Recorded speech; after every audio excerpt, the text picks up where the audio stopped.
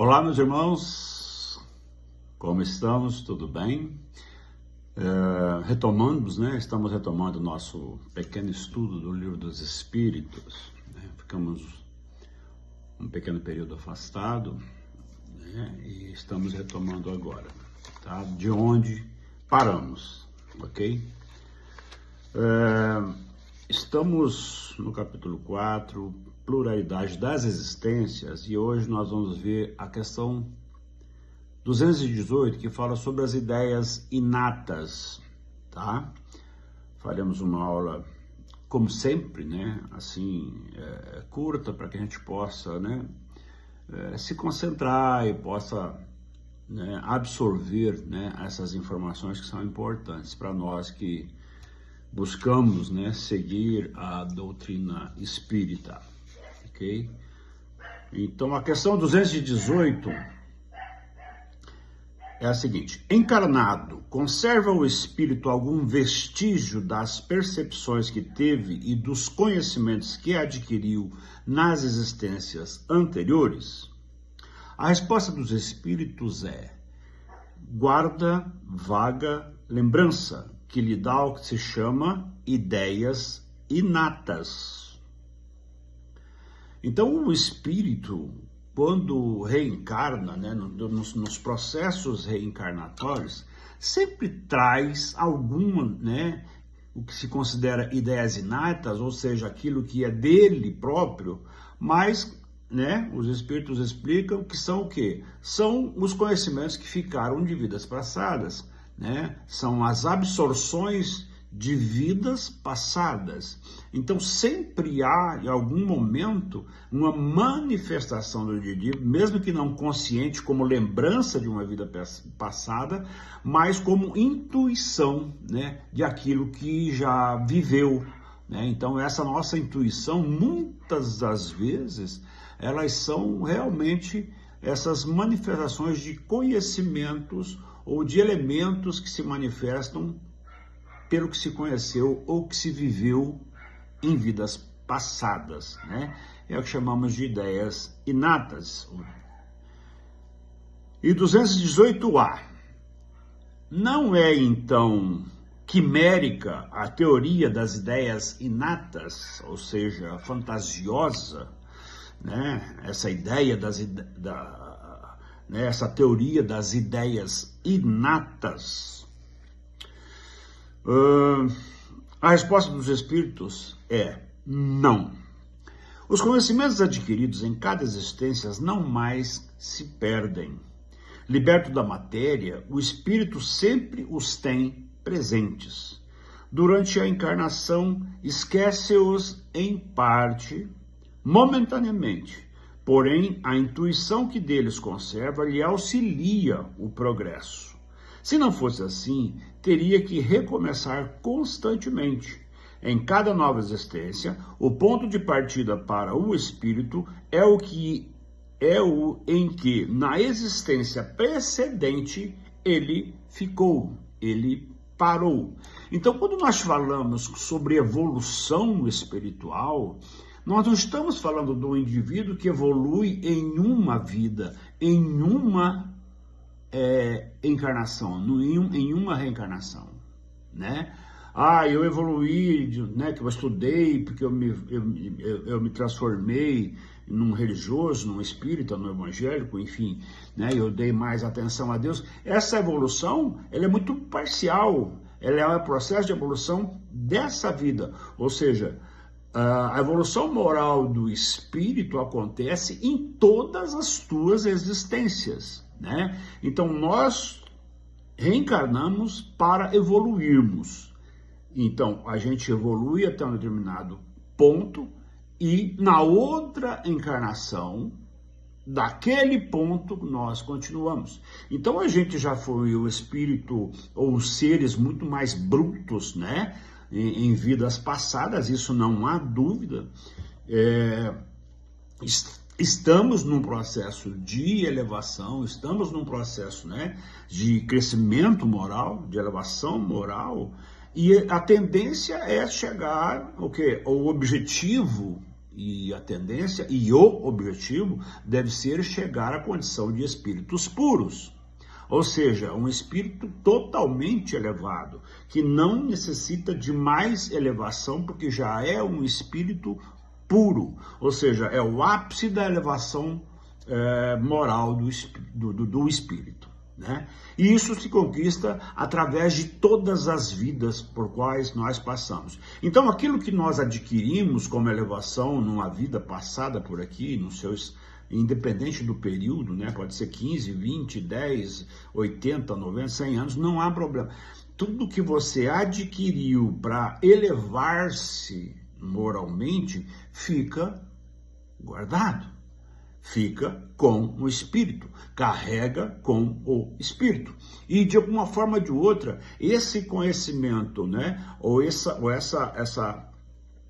absorção que você teve, em algum momento de uma próxima vida, ela vai ser importante para te ajudar ainda a se elevar moralmente naquela outra vida. Então, quer dizer, a gente vai juntando, né? É como se a gente fosse juntando conhecimentos para chegar no fim e fazer, agora estamos completos. É mais ou menos assim que funciona, ou mais ou menos não, é assim que realmente funciona. Então a gente não nasce, a gente nasce, né, sem um conhecimento desta vida. Então, ao bebê que vai aprender a ler, vai aprender, né, vai estudar, vai ter formação escolar, formação, mas o espírito já é um espírito que traz em virtudes e em defeitos, né, a tudo que se adquiriu nas vidas passadas, em virtudes e em defeitos. Um conhecimento, às vezes, esses conhecimentos também se manifestam, né? Muitas vezes nós encontramos ali crianças com 1 ano e pouco já tocando instrumentos, né, de forma, né, primorosa. Da onde? Né? Conhecimentos que alguns bebês, crianças têm, da onde? Então, às vezes há uma manifestação, né, mais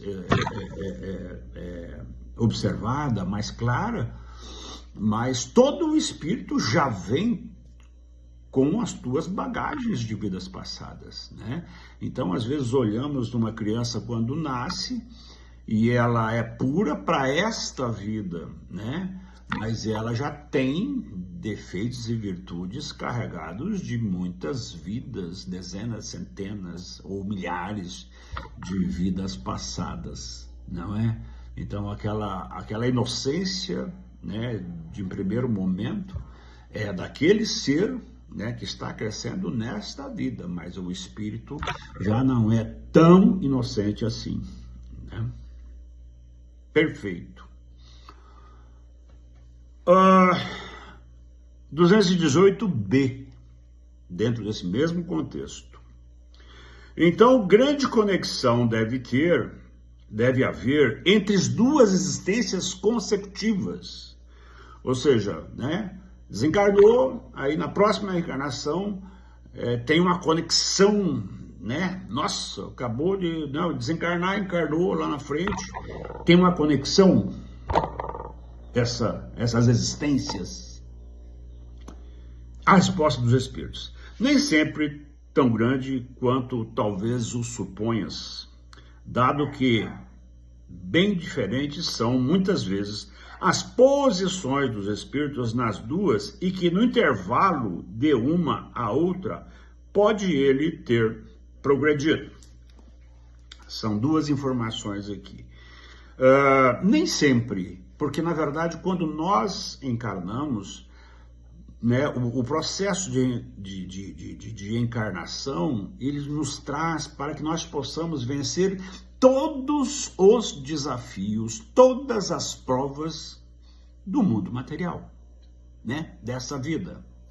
Essa e de outras vidas, numa vida semimaterial, enquanto estivermos reencarnando, independente do orbe, da condição de física material, são condições que vão agregar conhecimentos. Não se nasce numa próxima encarnação mesmo que foi nessa.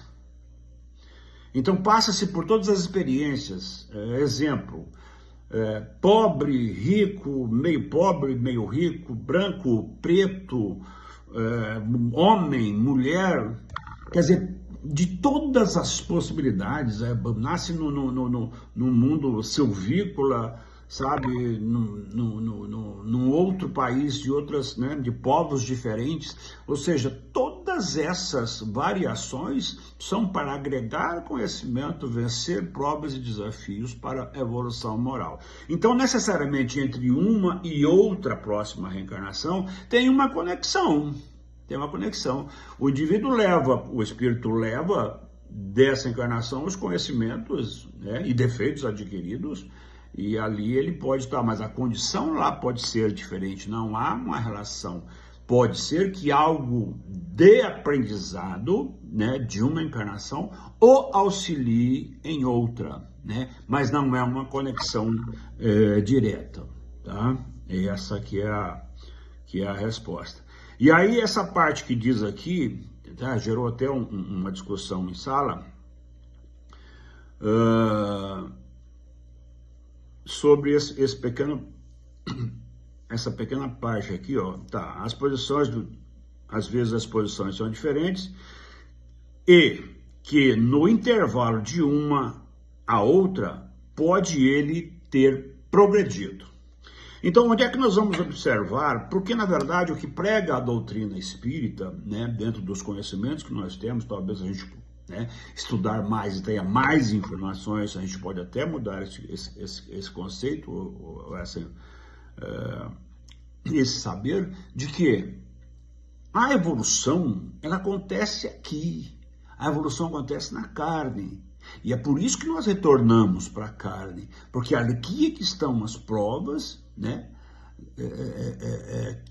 que a gente vai ter que passar para poder evoluir, né? Então, a informação que se tem de que se pode evoluir na erraticidade, talvez a única forma de se evoluir na erraticidade é ouvir, né? O espírito ouvir, né? Ouvir no sentido figurado, as informações dos espíritos benfeitores, dos espíritos, né, que auxiliam, tá, sobre como fazer quando vir para a carne.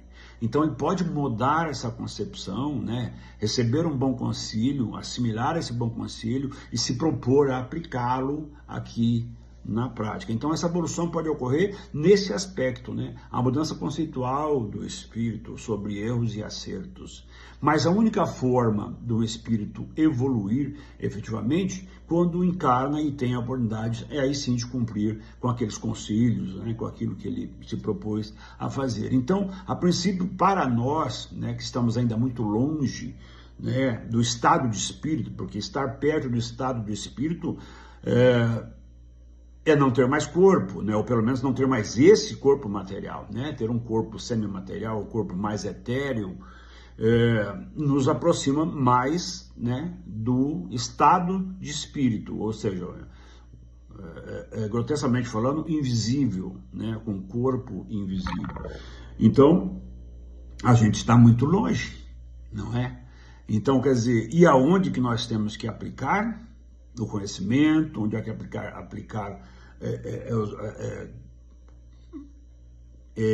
encarar os desafios e as provas, é aqui, nesse mundo em que ainda estamos encarnando. Quando evoluirmos mais, né, de repente chega um momento que não vamos precisar de um corpo tão material, né, tão grotesco como esse, e aí as provas serão diferentes. O processo de evolução pode ocorrer de outra forma, inclusive aí sim, né, no mundo espiritual. Para nós ainda, essa evolução ela ocorre principalmente ou quase que única e exclusivamente no processo da carne, né? Isso a gente tem visto, né? A gente tem lido, a gente tem estudado sobre, é mais ou menos assim. Mas, se tiverem alguma informação que possa agregar, a gente agradece e compartilha. Tá certo? Olha, fizemos só uma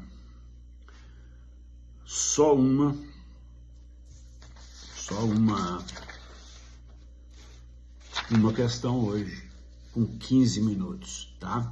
Então já é o suficiente, é a questão 218, A e B, e na próxima aula a gente continua com a 219, ainda nesse mesmo capítulo, né? Estamos encerrando o capítulo e tá muito legal. Tá bom? Que Jesus abençoe, nos abençoe hoje e sempre. Até a próxima.